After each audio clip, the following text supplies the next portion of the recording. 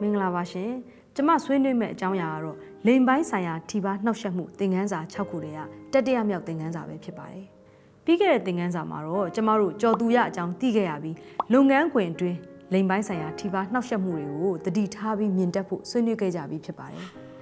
်အခုသင်ခန်းစာမှာတော့ဂျန်ဒါတစ်တာဆိုတဲ့ကြားမရေးရာကန့်သက်ဘောင်ခတ်သတ်မှတ်ချက်တွေအကြောင်းဆွေးနွေးသွားမှာဖြစ်ပါတယ်ကျမတို့ဇလန်းထဲမှာတွေ့ရတဲ့အတိုင်းအေးအနေနဲ့သူကြုံတွေ့နေရတဲ့အပြုအမူတွေကိုမကြိုဆိုမနှစ်မြို့ပေမဲ့လူမှုအတိုင်းဝိုင်းရဲ့ကန့်သက်သတ်မှတ်ချက်တွေပြုစုပြောထောင်မှုတွေကြောင့်ဖွင့်ဟပြောဆိုတိုင်ကြားဖို့နဲ့မှန်မှန်ကန်ကန်ရင်ဆိုင်ဖြည့်ရှင်းဖို့အတွက်ဝင်လင်းနေခဲ့ပါတယ်လူမှုအဖွဲ့အစည်းတိုင်းမှာအမျိုးသားအမျိုးသမီးတွေအတွက်သတ်မှတ်ထားတဲ့စံနှုန်းသတ်မှတ်ချက်တွေရှိပါတယ်အမျိုးသားအမျိုးသမီးအားလုံးလိုဟာဒီဂျန်ဒါတစ်တာလို့ပြောတဲ့ဘောင်ခတ်ထားတဲ့စံနှုန်းသတ်မှတ်ချက်တွေနဲ့သွတ်သွင်းခံကြရပါတယ်အဲ့ဒီသတ်မှတ်ချက်တွေကလည်းနေရာဒေသနဲ့လူမှုအတိုင်းဝိုင်းပေါ်မူတည်ပြီးလဲကွဲပြားပါသေးတယ်ဒီသတ်မှတ်ချက်တွေကဘလို့အကြောင်းကြောင့်အရင်ကံပေါ်ပေါက်လာလဲဆိုတာအလုံးစုံသိရှိခြင်းမရှိကြသလိုဘာကြောင့်လဲဆိုတဲ့မေးခွန်းထုတ်ခြင်းလေ့လာခြင်းလည်းမရှိကြပဲလက်ဆင့်ကမ်းလက်ခံကျင့်သုံးနေကြဆဲပဲဖြစ်ပါတယ်အဲ့လိုရင်းမြစ်တေချာမသိရတဲ့သတ်မှတ်ချက်တွေနဲ့ကန့်သက်ဘောင်ခတ်သွတ်သွင်းမှုတွေကပဲလိမ်ပိုင်းဆိုင်ရာထိပါနှောက်ယှက်မှုတွေဆက်လက်ဖြစ်ပေါ်ဖို့ခွင့်ပြုအားပေးတယ်လို့ဖြစ်နေပါတယ်ကျမတို့လည်းဇလန်းတဲ့ကဇက်ကောင်တယောက်ချင်းစီရဲ့ရှုထောင့်အမျိုးမျိုးကနေတွေးထင်ပြုမှုကြတာတွေကိုတွေ့မြင်ခဲ့ကြရပါတယ်အခုအေးအေးကြုံတွေ့ခဲ့ရတာတွေကိုသုံးသပ်ကြည့်ကြရအောင်ဒီဆက်ကလည်းစိတ်ပြတ်ပါတယ်အချီကဘယ်လိုပြတ်သွားတာလဲမသိဘူးဟိုဆက်ပြင်စားရအကူညီမတောင်းချင်ပါဘူးကိုယ့်ဘာကိုပဲပြင်ကြည့်တာကောင်းပါတယ်အဆင်ပြေရလားစိတ်ညစ်ပါတယ်ဒီလိုရောက်လာပြန်ပြီ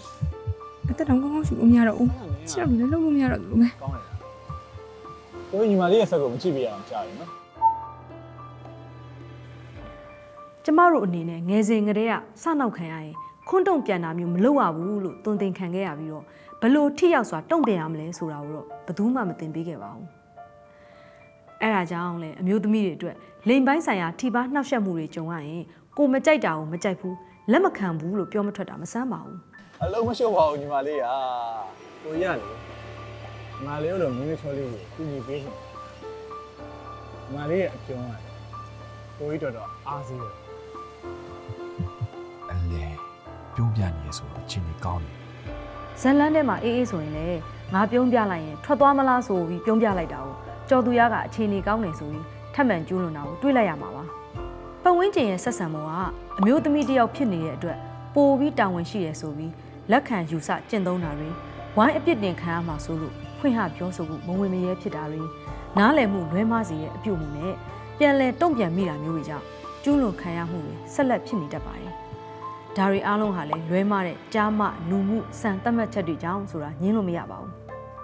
နောက်မြင်သာတဲ့ဥပမာတစ်ခုကတော့မိန်းကလေးဆိုတာမူနေရမယ်မူနေရဆိုတာကြိမ်ဖန်များစွာချင်းကက်ချေရေးဆိုလို့ရတယ်ဆိုတာမျိုးပေါ့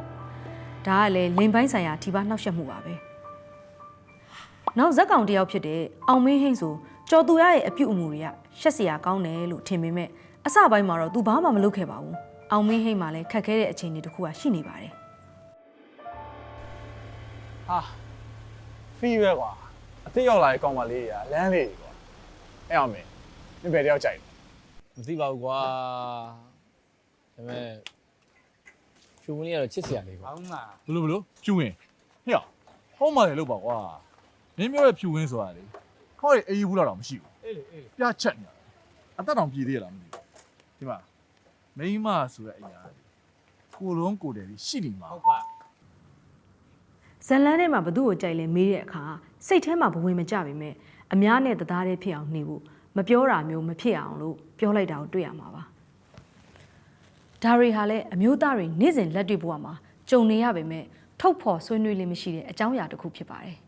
ဘာလို့လဲဆိုတော့အမျိုးသားတွေမှာလည်းအမျိုးသမီးတွေလိုပဲမတူကွဲပြားတဲ့အတွေးတွေရှိနေသည့်တိုင်အောင်ဂျန်ဒါတစ်တာတဲ့သွတ်သွင်းခံနေရလို့ပဲဖြစ်ပါတယ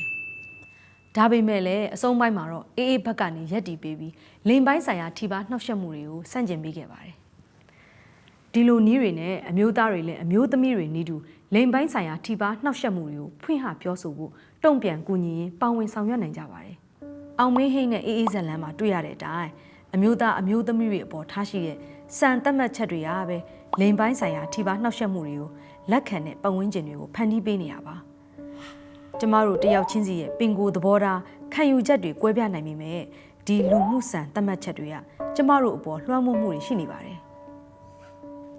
အမျိုးသားအမျိုးသမီးတွေကိုဂျန်ဒါတစ်တာတွေတဲ့အဝင်ခွင်ကြဖြစ်အောင်လူအဖွဲ့အစည်းကတရက်သေးလေ့ကျင့်ပေးထားပြီးအဲ့ဒီတစ်တာတွေတဲ့အသားကြောင်နေဖို့ဖိအားပေးနေရဲဆိုတာကိုတွေ့မြင်ခဲ့ရပါတယ်လိမ်ပိုင်းဆိုင်ရာထိပါနှောက်ယှက်မှုပုံစံအမျိုးမျိုးကိုသုံးပြီးလဲ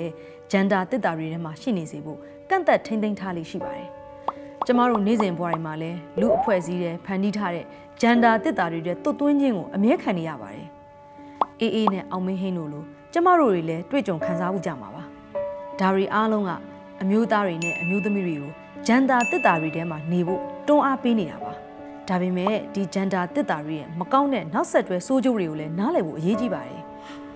ကျမတို့တွေကဒီဂျန်ဒါတစ်တာတွေကိုတဘာဝဖြစ်စဉ်တစ်ခုတာမန်ဖြစ်စဉ်တစ်ခုလို့ယုံကြည်ပြီးကြီးပြင်းလာခဲ့တဲ့အတွက်အမျိုးသားတွေနဲ့အမျိုးသမီးတွေအပေါ်မှာထိခိုက်နစ်နာစေတဲ့တက်ရောက်မှုတွေအကြောင်းဘယ်သူမှမေးခွန်းမထုတ်မိကြပါဘူးဒါအပြင်လိမ်ပိုင်းဆိုင်ရာထိပါနှောက်ယှက်မှုနဲ့ပတ်သက်ပြီးတော့လည်းအရေးမကြီးတဲ့ကိစ္စတာမန်ကိစ္စတစ်ခုလိုပဲယူဆပြီးအဲ့ဒီထိပါနှောက်ယှက်ခံရရင်ဖွင့်ဟပြောဆိုတိုင်ကြားဖို့ဆိုတာလဲရှက်စရာကိစ္စတစ်ခုလို့ယူဆသတ်မှတ်ကြတယ်။လိမ်ပိုင်းဆိုင်ရာထိပါနှောက်ယှက်ခံရခြင်းကလည်းအမျိုးသမီးတွေအနေထိုင်မတက်လို့ယူဆကြတယ်။ဂျန်ဒါတစ်တာတွေကလူတိုင်းအပေါ်မှာထိခိုက်နစ်နာစေတဲ့တက်ရောက်မှုတွေရှိတယ်ဆိုတာကိုကျမတို့အားလုံးနားလည်သဘောပေါက်ကြမယ်ဆိုရင်ဒီတစ်တာတွေကလွတ်မြောက်ဖို့အတွက်အမျိုးသားတွေနဲ့အမျိုးသမီးတွေအတူတူပူးပေါင်းဆောင်ရွက်လို့ရပါတယ်ဆိုတဲ့သတင်းစကားလေးပေးရင်းနဲ့ဒီဆွေးနွေးချက်ကိုညီကုန်းချုပ်ချင်ပါတယ်အခုလိုအချိန်ပေးပြီးကြည့်ရှုလေ့လာပေးတဲ့အတွက်အားလုံးကိုကျေးဇူးတင်ပါတယ်